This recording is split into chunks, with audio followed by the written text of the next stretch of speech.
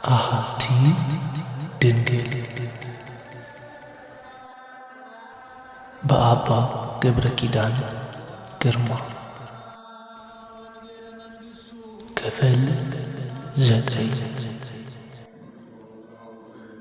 ሙሴ በደመናና በጊሜድ በጭጋግ በእሳትና በመለከት ድምፅ ወደ ሆነው ወደ እግዚአብሔር መገለጥ ገብቶ ትእዛዝ ሰምቶ ለሕዝቡ ለመንገር በእግዚአብሔርና በሰው መካከል የሚቆም መካከለኛ ነበር።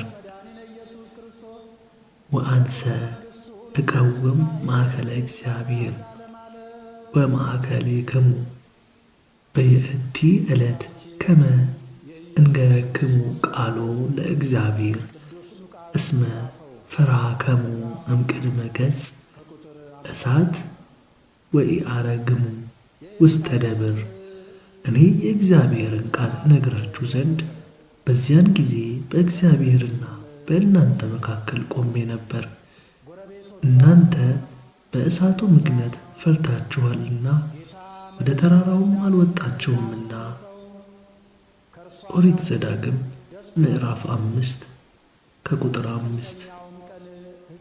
በዚህ ውስጥ ጉም የተባለ የእግዚአብሔር የማይመረመር ግሩም ባህሪው፣ እሳት የተባለ ፈራጅነቱ፣ ነፋስ ደግሞ በመዓዛ ጸጋ ማነቃቃቱ፣ ጨለማ ርቀቱ፣ አይመረመሬነቱ፣ ቀንደ መለከት የሥልጣነ መንግሥቱ፣ ዙሪያውን ከበው የሚቆሙት ደግሞ በፍርሃት በረአድ ሆነው መለኮታዊ መንግሥቱን የሚያመሰግኑት በቅዳሴ ጸንተው የሚኖሩ መላእክት ናቸው። በዚህ ግርማ የሚነገረውን ቃል ለመስማት ባለሟልነት የተሰጠው ለሕዝቡ ደግሞ እንደሚገባቸው አድርጎ የተናገረ ሙሴ ደግሞ ከአባቱ ጋር ረቂቅ፣ ከእኛ ጋር ግዙፍ፣ ከአባቱ ጋር የማይመረመር፣ ከእኛ ጋር የታየ የተመላለሰ፣ ከአባቱ ጋር ሕያው፣ ከእኛ ጋር የታመመ የሞተ፣ ሰውም እግዚአብሔርም ሆኖ በተዋህዶ የተገለጸ የአዲስ ኪዳን መካከለኛ ወልድ ዋህድ ስግው ቃል ኢየሱስ ክርስቶስ ነው። አንደኛ ቆሮንቶስ ምዕራፍ 8 ከቁጥር 6። ክርስቶስ የአዲስ ኪዳን መካከለኛ ነው፣ በሰውና በእግዚአብሔር መካከል ያለ ነው ማለት ቢሉ ሰውነትንም እግዚአብሔርንም በተዋህዶ አንድ አካል አንድ ባህሪ አድርጎ የተገለጠ ማለት ነው። ከዚህም ተነስቶ ክርስቶስ የአዲስ ኪዳን መካከለኛ ነው ማለት የአምላክነትንም የሰውነትንም ሥራ በአንድ ፍቃድ የሚሠራ አምላክ ወሰብእ አንድያ ልጅ ማለት ነው። ይህ ምስጢር የተገለጠባት ደብር ነባቢት ደግሞም እመቤታችን ማርያም ናትና እውነትም ኪዳነ ምሕረት። ቅዱስ ኤፍሬም እንዳለ ከደብረ ሲና እሳት ጨለማ ወጣ፣ ከአንቺ ግን ሰው የሆነ አምላክ ተገኘልን። በደብረ ሲና በአይሁድ ላይ ድንገጼ ሁከት ተደረገ፣ በአንቺም በአይሁድ በሄሮድስ በዲያብሎስና በሰራዊቱ ላይ ጽኑ ፍርሃት ተደረገ። ሃይማኖተ አበው ዘቅዱስ ኤፍሬም አንቀጽ 2። እግዚአብሔር በሙሴ በኩል መና ከደመና አውርዶ እስራኤልን መገባቸው።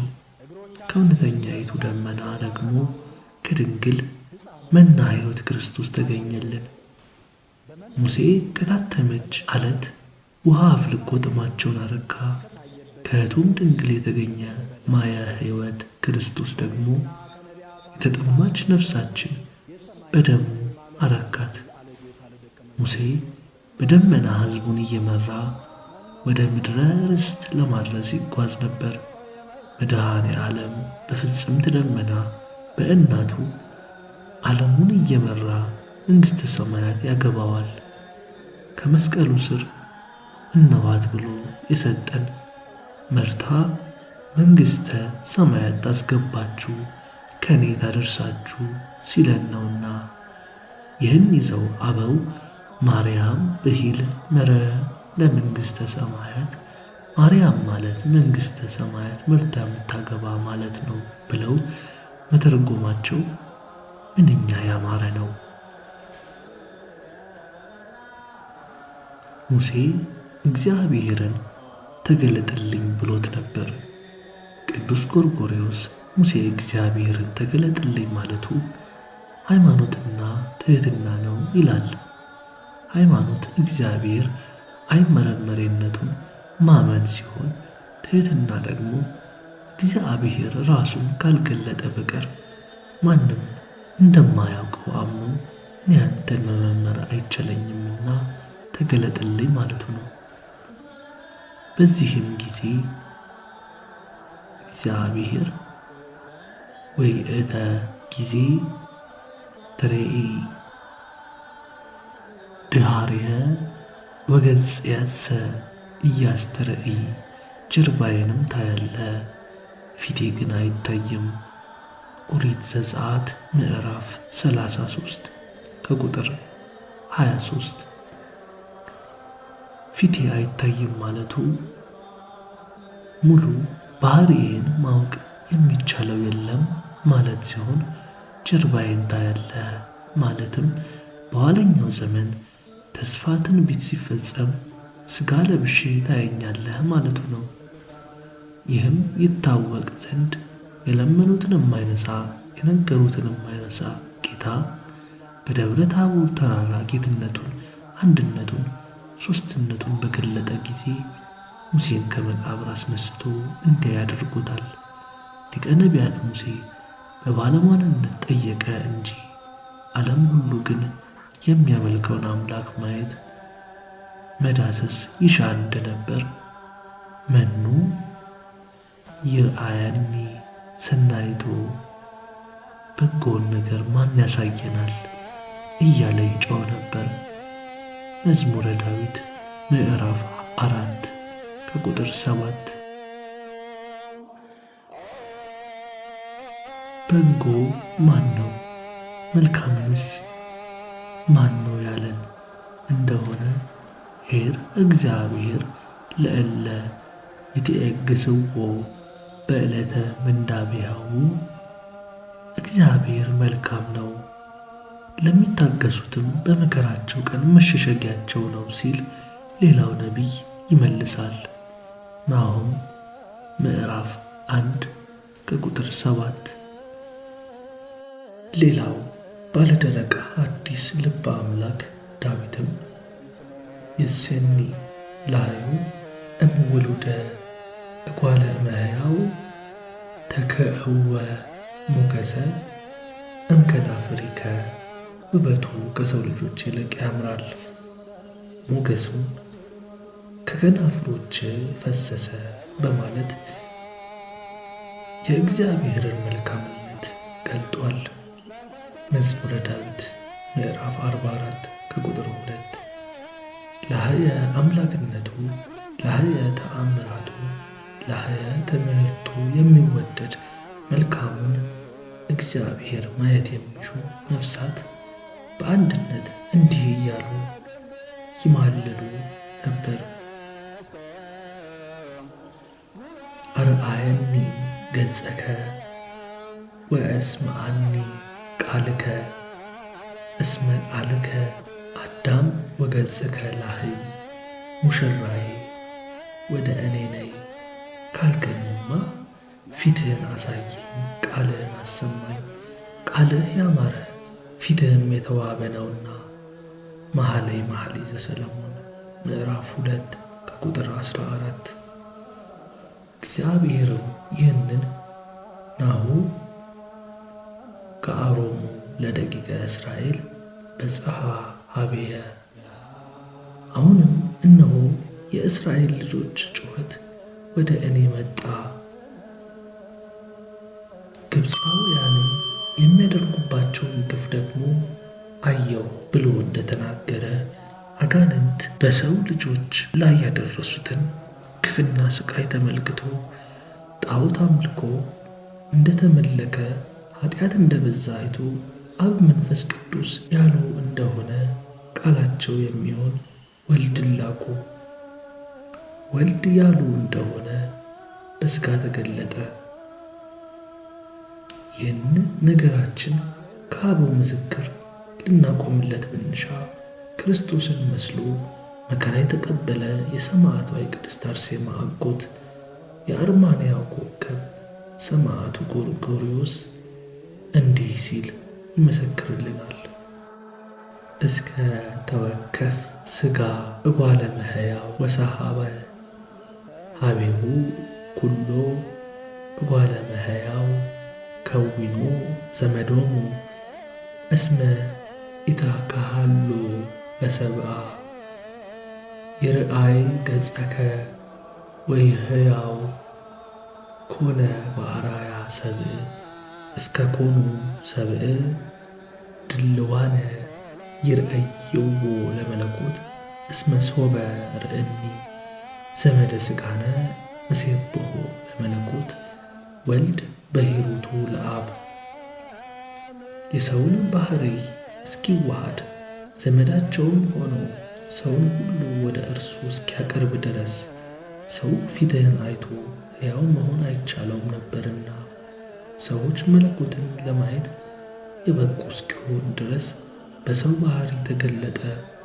በሥጋ ዘመዳችን ሆኖ ባየነው ጊዜ በአብ ቸርነት የወልድን ጌትነት እናመሰግነዋለንና።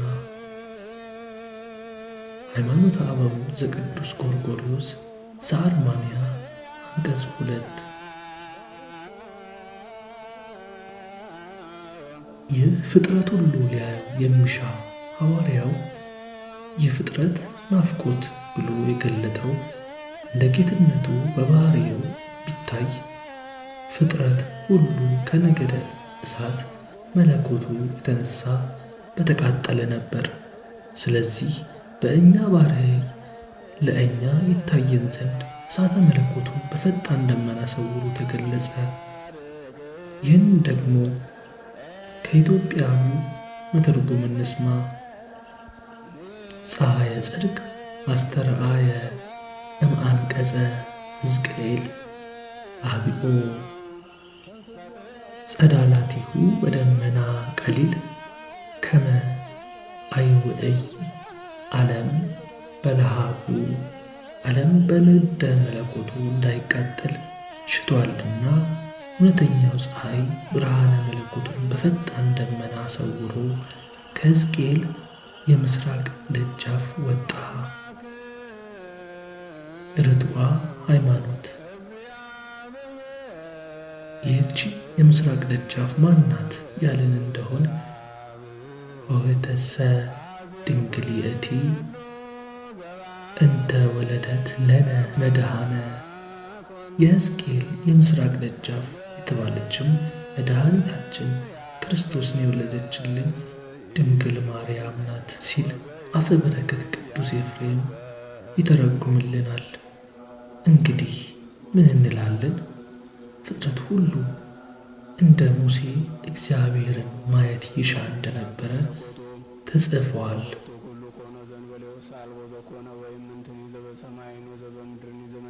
እግዚአብሔር በባሕርይ እንደማይታይ በቅዱሳት መጻሕፍት በየአንቀጹ ተነግሯል። ከዚህም የተነሳ በሥጋ ማርያም ተገልጦ አየነው። እንዲህም ስለሆነ ኪዳነ ሙሴ የተፈጸመባት ፍጥረታት በሙሉ እግዚአብሔርን ያየንባት መጽሔተ ሃይማኖት ኪዳነ ምሕረት ማርያም ናት እንላለን እንጂ። የእስራኤል የመንገዳቸው ፊት አውራሪ ነቢዩ ቅዱስ ሙሴ ባሕር ከፍሎ ሕዝቡን አሻግሮ ጠላታቸውን ፈርዖንን ከነሰራዊቱ በበትረ ኃይል ካሰጠመ በኋላ ሕዝቡ ሁሉ ታላቅ ምስጋናን ዘምረዋል። ይህንን ሙሴ በበትሩ ማርያም እህቱ ደግሞ በከበሮ እያቀነቀኑ መርተውታል። ሙሴ የሕዝቡ ሁሉ መሪ ሲሆን እህቱ ማርያም ደግሞ የዝማሬው መራሂት ሆና ደናግለ እስራኤል እያጀቧት በከበሮ ዘምራለች። እንዲህ እንዳለች ቅድስት ኦሪት የአሮን እህት ነቢይቱ ማርያምም ከበሮ በእጇ ወሰደች። ሴቶችን ሁሉ በከበሮና በዘፈን በኋላዋ ወጡ። ማርያምም እየዘመረች መለሰችላቸው። በክብር ከፍ ከፍ ብሎአልና ለእግዚአብሔር ዘምሩ፣ ፈረሱንና ፈረሰኛውን በባሕር ጣለ። ኦሪት ዘጸአት ምዕራፍ 15 ከቁጥር 20 እስከ 21። ይህ ለከንቱ የተጻፈ አይደለም። ግብፅን በሲኦል ባህሩን በባሕረ እሳት ፈርዖንንና ሰራዊቱን በሳጥናኤልና በሰራዊቱ ሙሴን በክርስቶስ በትሩን በመስቀል ሕዝቡን በነፍሳትና በክርስቲያኖች መስለን በቤተ ክርስቲያናችን እንተረጉማለን እንጂ። ከዚህ ጎን በደናግለ እስራኤል መሃል በምስጋና ደምቃ የምትታየን የሙሴ እህት ማርያም ደግሞ ለሐዲስ ኪዳኑ ማዕዶት መሻገር ምክንያተ ድኂን የሆነች የእግዚአብሔር ሙሽራ በሆኑ ደናግለ ነፍስ በክርስቲያኖች መሃል የምስጋና ምንጭ የምትሆን ኪዳነ ምሕረት እመቤታችን ናት እንጂ። ካሻገረ በኋላ እስራኤል ማርያምን ከመሃል አድርገው እንደዘመሩ ድኅነት ከተፈጸመልን ከዕለተ ዓርብ በኋላ ደግሞ የኪዳን ፍጻሜ የድኅነት ምክንያት የሐዲስ ኪዳኗን የአማናዊ ሙሴ የክርስቶስ እናት ድንግል ማርያምን በነገር ሁሉ መሃል አድርገን ፋሲካችን ክርስቶስን እናመሰግናለን። ሐዋርያትም እናቱን ይዘው በጸሎት ይተጉ የነበረው ስለዚህ ነው። አሉ ኩሎሙ ይጸመዱ ጸሎተ ህቡረ ምስለ አንስት ወማርያም እሙ ለኢየሱስ። እነዚህ ሁሉ ከሴቶችና ከኢየሱስ እናት ከማርያም ከወንድሞቹም ጋር በአንድ ልብ ሆነው ለጸሎት ይተጉ ነበር ሲል ባለመድኃኒቱ ሉቃስ እንደነገረ የዮሐንስ ወንጌል ምዕራፍ 1 ከቁጥር 14። ማርያም እህተ ሙሴ ከመሃል ሆና ሕዝቡ ሁሉ እግዚአብሔርን እንዲያመሰግኑ እንዳደረገች እንዲሁ የሐዲስ ኪዳኗ ጥዕምተ ስም ድንግል ማርያም ደግሞ እግዚአብሔር እንዲመሰገን ነቃ ቅዳሴ የምስጋና ምክንያት ሆና በቤተ ክርስቲያን ትገኛለች። እግዚአብሔር እርሷን ለድኅነት ምክንያትነት ፈጥሮ ጠብቆ መርጦ ከእርሷ ተወልዶ ስላዳንን ታስመሰግነዋለችና የጠማማው ዲያብሎስ ክፋት ካጣመመው ክፉ ሕሊና በቀር እመቤታችን እግዚአብሔርን ለማመስገን ምክንያት ናት ማለትን የሚክድ አእምሮ የለም። ለነገሩማ ለእኛስ እንኳ መልካሙን ሥራችሁን አይተው በሰማያት ያለውን አባታችሁን እንዲያከብሩ ብርሃናችሁ እንዲሁ በሰው ፊት ይብራ። የማቴዎስ ወንጌል ምዕራፍ 5 ከቁጥር 14 ተብሎ ተጽፎ የለምን? በእኛ ምክንያት እግዚአብሔር መመስገኑ እንዴት ነው ያሉ የሆነ መልካም ሥራ በሠራን ጊዜ የማያምኑት እንዲህ ብለው ያመሰግኑታል። እሊህ ክርስቲያኖች ምግባራቸው ያማረ ሃይማኖታቸው ቢያምር አይደለምን? እነርሱ ቸሮች የሆኑ አምላካቸው ክርስቶስ የምሕረት አባት ቢሆን አይደለምን? አሕዛብ የእኛን መልካምነት ተመልክተው የሰማይ አባታችን የሚያመሰግኑት ከሆነ እግዚአብሔርን ለማመስገን ወላዲተ አምላክ ማርያምን የመሰለ መልካም ወዴት ይገኛል? መልካም በሠራን ጊዜ ሰዎች እግዚአብሔርን የሚያመሰግኑት ከሆነ መልካማ ርግብ ማርያም የማያመሰግን ከሰይጣን በቀር ማን ነው? ስለዚህ የሙሴ እህት በምስጋናው መሪነት የበላይ ሆና እንደዋለች በአዲስ ኪዳን ደግሞ ከፍጥረታት ወገን በመመስገንና በማመስገን እመቤታችን የሚተካከላት የለም። በመመስገን እርሷን ተካክሎ ወላዲተ አምላክ ተብሎ መመስገን የሚቻለው ከቶ ማንም የለም። እግዚአብሔርን ለማመስገንም እርሷን አክሎ ነቃ ቅዳሴ የሆነ የለም። ይህንን ትምህርት በምን በመንፈስ ተመርተው በመንፈሳዊነት በመንፈስ ከሚተረጉሙ አበው አግኝተን እንጂ በፈራሽ በስፋሽ ነገረ ዘርግ የተናገርን አይደለም። ስለዚህ ምስክር ደግሞ የነገረ ሥጋዌ ሊቅ የሆነ ሳዊሮስ ዘእስሙናይን እናቆማለን።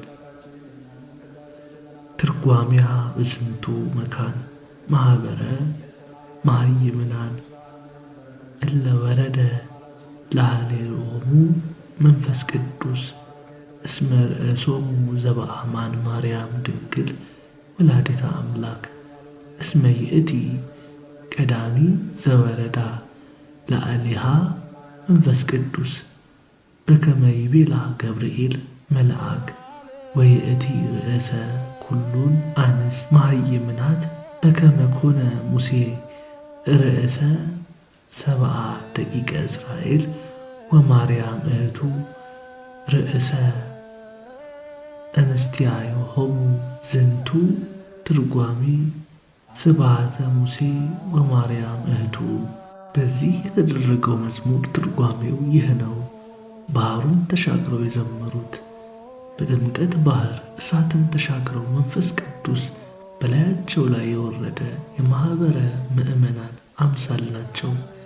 ከበሮ ይዛ የዘመረችው ማርያም ደግሞ የድንግል ማርያም አምሳል ናት። እውነተኛይቱ የምእመናን መሪያቸው አምላክን በድንግልና የወለደች ማርያም ናት።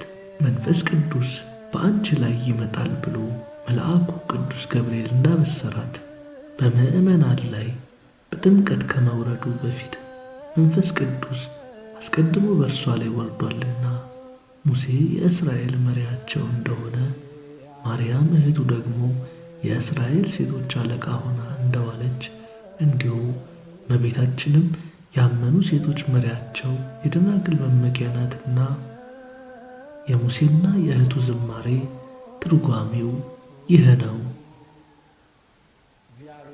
ቅዱስ ሳዊሮስ ድርሳን 11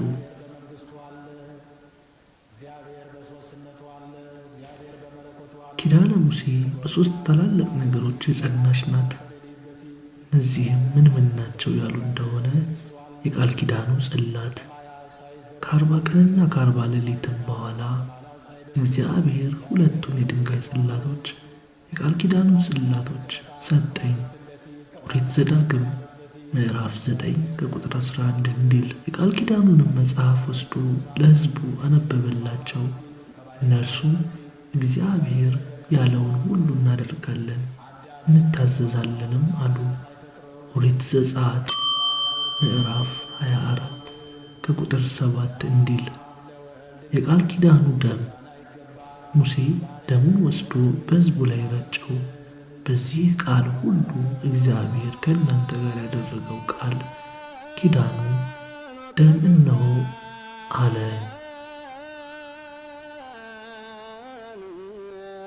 ቀጥሎ የሚነሳው ጥያቄ አዲስ ኪዳንስ የሚለው ነው። የአዲስ ኪዳንም እንዲሁ ከአማናዊነት በቀር በሦስቱ መንገድ የጸናች ናት። ኪዳነ ሙሴ በግብር አምላካዊ 10 ቃላት የተጻፉባቸው 2 ጽላት ነበሩት። አዲስ ኪዳን ደግሞ በግብር አምላካዊ አካላዊ ቃል በማኅፀኗ የዕለት ጽንስ የሆነባት ይህ የእግዚአብሔር ቃልም እንደታተመች የተነበበባት ጽላተ ኪዳን በእግዝእትነ ማርያም አምላክን መውለድ የጸናች ናት። የሙሴ ጽላት 10 ቃላት ተጻፈባቸውና ኪዳነ ኦሪትን አጸኑ። የአዲስ ኪዳኗ ጽላት ማርያም ደግሞ ተቀዳሚ ተከታይ የሌለው የአብን አካላዊ ቃል በመውለድ የአዲስ ኪዳን መጀመሪያ ሆነች። ሙሐዘ ምስጢር ወንጌላዊ ዮሐንስ ወእግዚአብሔር ውእቱ ቃል ወውእቱ ቃል ሥጋ ኮነ፣ ያም ቃል እግዚአብሔር ነው፣ ያም ቃል ሥጋ ሆነ እንዳለ የዮሐንስ ወንጌል ምዕራፍ 1 ከቁጥር 14። እንኪያስ ልጇን ቃል ይባላል ብሎ ወንጌላዊ ከጻፈ እናቱን ጽላተ ኪዳን ማለቱን አስተውል። ለቤተ ክርስቲያን ማህሌትን ያስታጠቃት ቅዱስ ያሬድም እሞሙ ለሰማዕት ጽርህ ንጽሕት አዳም ወሰናይት ዛቲ የእቲ ታቦት እንተ ውስቴታ ኦሪት ሰናይት በአልባሳተ ወርቅ ወጸፍት ወውብርት። የሰማዕታት እናታቸው ያማረች የተዋበች ንጽሕት አዳራሽ በውስጧ ሕግን የያዘች በወርቅ የተለበጠች ያጌጠች መንፈሳዊት ታቦት ማርያም ናት ሲል ገልጧታል። ጾመ ድጓ ዘበዓለ ማርያም። በቀናች ሃይማኖት ሆነው ያንቀላፉትና ያረፉትን የአባቶቻችንና የወንድሞቻችን የእናቶቻችንና የእህቶቻችንን ነፍሳት አሳር አምላካችን ክርስቶስ በኢየሩሳሌም ሰማያዊ ዋጋቸውን ይከፍላቸው ዘንድ ዕጣንና ቁርባንን ወይና ሜሮን መጋረጃም የንባ መጻሕፍቶችን ያ ቃል ሰው የሆነባት ጽላት ማርያም ናትና ያችን ታቦት እስራኤል በበጉ ደም ድል ነስተው ከወጡ በኋላ ተቀብለው ይዘዋት እንደኖሩ የኢያሪኮ ግንብ ፈርሶላቸው ርስት ከወረሱ በኋላ ሲያከብሯት እንደኖሩ እኛም የጥል ግድግዳ በአማናዊ ሊቀ ካህናት በክርስቶስ ከፈረሰልን በኋላ እናቱን በቤተ ክርስቲያን ስናከብራት እንኖር ዘንድ ከመስቀሉ በእርሱ ትእዛዝ ከእጁ የተሰጠችን በረከተ ቤተ ክርስቲያን በመሆኗ ፍቅሯን በልባችን ይዘን ሰአሊ ለነ ቅድስት ድንግል እያልን ልጇን እናመልካለን። የቃል ኪዳኑ መጽሐፍ። ለኪዳነ ሙሴ የቃል ኪዳኑ መጽሐፍ ኦሪት ስትሆን ይህችንም ሕግ መሥዋዕት ከማቅረቡ በፊት ለሕዝቡ ያነብላቸው ነበር። የቃል ኪዳኑ መጽሐፍ ካነበበ በኋላ የቃል ኪዳኑ መሥዋዕት ይሰዋ ነበር። የአዲስ ኪዳን የቃል ኪዳን መጽሐፍ ወንጌል ናት። ሙሴ ከመሥዋዕት በፊት የቃል ኪዳኑን ሕግ ያነብላቸው እንደነበር የአዲስ ኪዳኑ አማናዊ ሙሴ ደግሞ የሙሴ አምላክ ክርስቶስ ራሱ በግ መሥዋዕት፣ ራሱ ሊቀ ካህናት ሰዋኢ መሥዋዕት አቅራቢ፣ ራሱ ከአባቱና ከመንፈስ ቅዱስ ጋር ተወካፈ መሥዋዕት ተቀባይ ሆኖ በመልዕልተ መስቀል ከመሰዋቱ በፊት 3 ዓመት ከ3 ወር የቃል ኪዳን ሕግ ወንጌልን አስተማረ።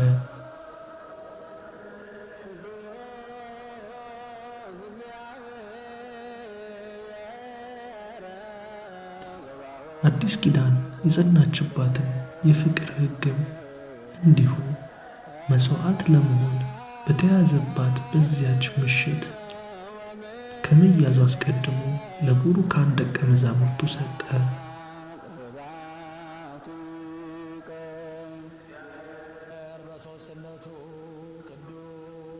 ወአሁበክሙ ሐዲስ ትእዛዘ ከመ ትትፋቀሩ በበይናቲከሙ በከመ አነ አፍቀርኩክሙ ከማሁ አንትሙኒ ተፋቀሩ በበይናቲከሙ ወበዝንቱ የአምረክሙ ኩሉ ከመ አርዳአየ እንትሙ እምከመ ተፋቀርክሙ በበይናቲከሙ እርስ በርሳችሁ ተዋደዱ ዘንድ እንደ ወደድኋችሁ እናንተ ደግሞ እርስ በርሳችሁ ትዋደዱ ዘንድ አዲስ ትእዛዝ እሰጣችኋለሁ።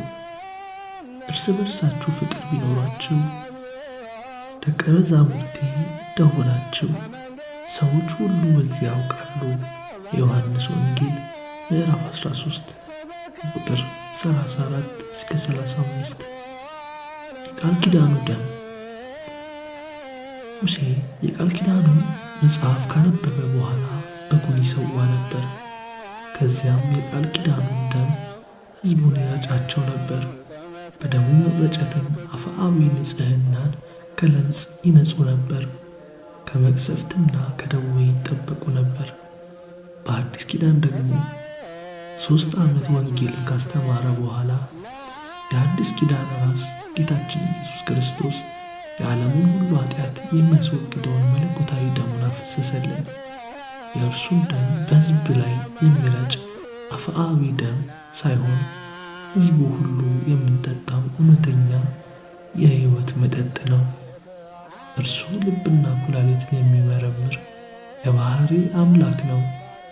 በዚህ መሠረት የእርሱ ደም በባሕርያችን ነግሶ የነበረ መርገምን ነቅሎ የጣለ የዘላለም መተዳደፋችን የደመሰሰ የአምላክ ደም ነው። እርሱ ሕሊናን የሚመረምር አምላክ በመሆኑ ደሙ የሚያነጻ አፍአዊ ለምጽን ብቻ ሳይሆን ሕሊናን ከሞት ከዲያብሎስ ኃጢአት የሚያነጻ የሕይወት ደም ነው። ቅዱስ ጳውሎስ እንዳለ የኮርማዎችና የፍየሎች ደም በረከሱትም ላይ የተረጨ የጊደር አመድ ሥጋን ለማንጻት የሚቀድሱ ከሆነ ነውር የሌለው ሆኖ በዘላለም መንፈስ ራሱን ለእግዚአብሔር ያቀረበ የክርስቶስ ደም እንዴት ይልቅ ሕያው እግዚአብሔርን ልታመልኩ ከሞተ ሥራ ሕሊናችሁ ያነጻ ይሁን። ዕብራውያን ምዕራፍ 9 ከቁጥር 13 እስከ 14። በዚህ ሁሉ መሃል አካላዊ ቃልን የወለደች ጽላት፣ ወንጌልን የወለደች ፊደል፣ የመሥዋዕትን ወይፈን የወለደች ሀዳስ ጣዕዋ፣ አዲሲቱ እንቦሳ መሥዋዕት የሚቀርብባት ቅድስተ ቅዱሳን መዝገበ ደሂን ኪዳነ ምሕረት እነኋት እመቤታችን ማርያም።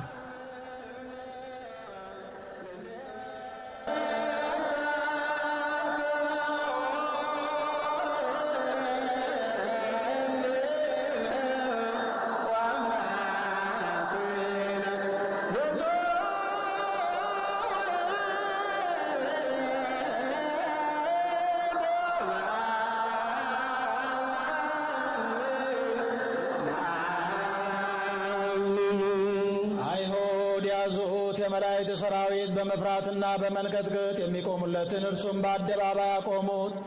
በእንጨት ላይ ሰቅለው በቀኖች ቸነከሩት። ራሱንም በዘንግ መቱት፣ ጎኑን በጦር ወጉት። ለጉበኞች እስራኤል ከአንድ ድንጋይ ያጠጣቸውን ለጥሙ ከከርቤ ጋር የተቀላቀለ ሞትን አጠጡት። የማይሞት እርሱ ሞተ፣ ሞትን ይሽረው ዘንድ ሞተ፣ ሙታንን ያድናቸው ዘንድ ሞተ፣ በቃል ኪዳን ተስፋውን እንደነገራቸው።